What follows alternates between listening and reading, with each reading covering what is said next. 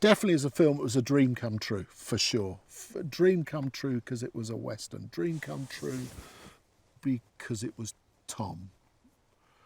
Dream come true because it was a very redemptive film. Sometimes you want to tell a story that gets you to a better place, to a more healing place. That's what I wanted to do, and that's what I most love about this film. Well, it's about a man, Captain Jefferson Carr Kidd, Tom Hanks, who's a Civil War veteran. And when we meet him, he's wandering around South Texas, moving from small town to and he reads the news. The world was changing very fast after the Civil War. Obviously, there were momentous changes happening and being contested all across the country, but particularly in Texas. And so he is providing a news service. He's bringing the news to these remote communities.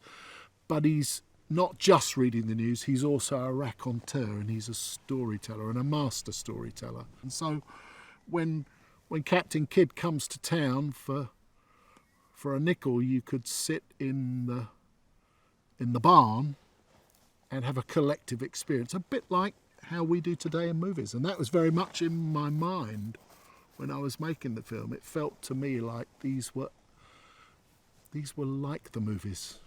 They were performances. He meets, in strange circumstances, this young 11-year-old girl. And her story is a very compelling one. She's lost her German family way back in 5 or 6 years earlier, but she's also lost her Kiowan family too when the army took her. So she's an orphan twice over, and that hits him very, very hard. This journey and this encounter with this little girl provokes him finally to go and confront his past. It's a journey of discovery for both of them, and ultimately it's a search for belonging, because both of them, you realise, are lost in various different ways. And that gives the journey tremendous emotional power, and obviously they have great adventures and they have to overcome great dangers, and that makes it exciting. But ultimately the journey is towards redemption. They don't call him the nicest man in Hollywood for nothing. You know, he is just genuinely a very nice man, a gentleman, piercingly intelligent. You could see she burned, and all the great actors do. It's like a calling. It's not a choice. It's who they are.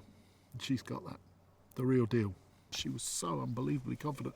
The really strange thing was, after about 2 days, I forgot that she was the age she was. She was just, to me, a fantastically natural, gifted actor. To go and make a Western, you're right in those landscapes that John Ford shot on, and every other director who made a Western. So you feel you're clambering up on the shoulders of giants, and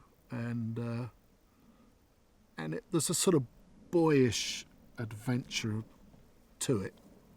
I loved it. I absolutely loved it. It also has all the great things that you want in a Western. Yeah, it has a shootout, which I loved. Had a draw, which I absolutely loved. It had a wagon chase and horses, and it had all the sort of things that I remember from my childhood when I grew up on those movies. Well, they were fantastically supportive in making this film. And probably the memories I should treasure most are the times when we were filming with them, and they came on set, and they remember that day they wanted to sing us a beautiful song, and that was just incredibly moving.